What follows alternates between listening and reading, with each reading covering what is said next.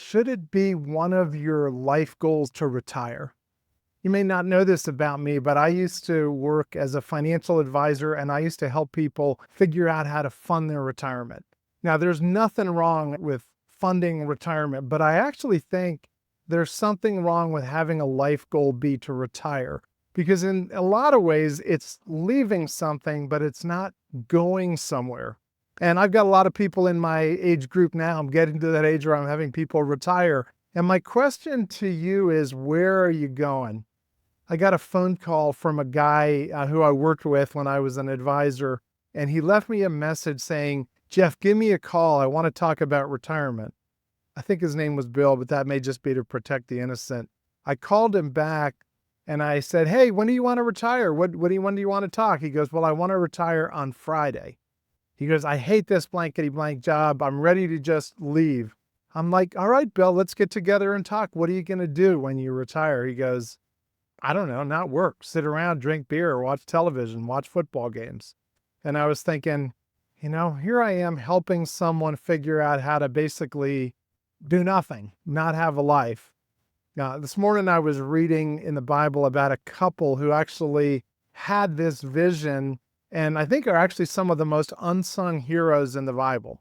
Their name are Priscilla and Aquila. They're in the New Testament. Have you ever heard of them? They basically were a small business couple who made tents. Maybe they were empty nesters, and they left doing that. They actually moved, so they were flexible. They moved from this place called Pontus, and they moved to Corinth, where they met this guy named Paul. And they got involved with Paul, helping him build the kingdom of God. And the things that was amazing about them is they had this ability to be flexible because they could work and make some income. And then they had this hospitality thing where they would bring people into their home, including someone who became a leader by the name of Apollos. And so as a couple who were empty nesters, they actually used their abilities and gifts and maybe even what they learned in business to mentor. They had a home they could open.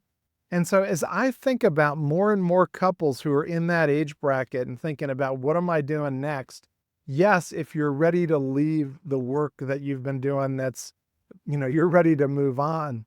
But ask yourself, what is it that I might be doing that's kind of like Priscilla and Aquila, where I'm investing in other people. I'm building future leaders. I'm opening up my house. I'm working flexibly. And maybe it's not mentoring or hospitality, but it's something else. But as you think about that, yes, there's a financial component, but I think too many couples just accept this cultural thing that we're supposed to retire, but we're not supposed to keep really doing something that brings value to other people. I watched my own parents go through traditional retirement. They had the place in Florida, Boca.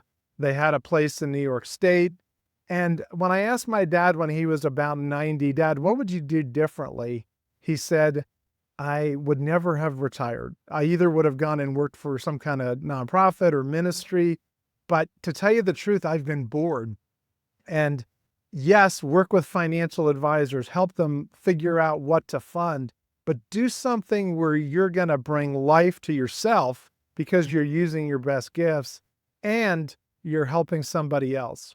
So that's something I care about, something I'm passionate about, and love to hear your thoughts as well. God bless you.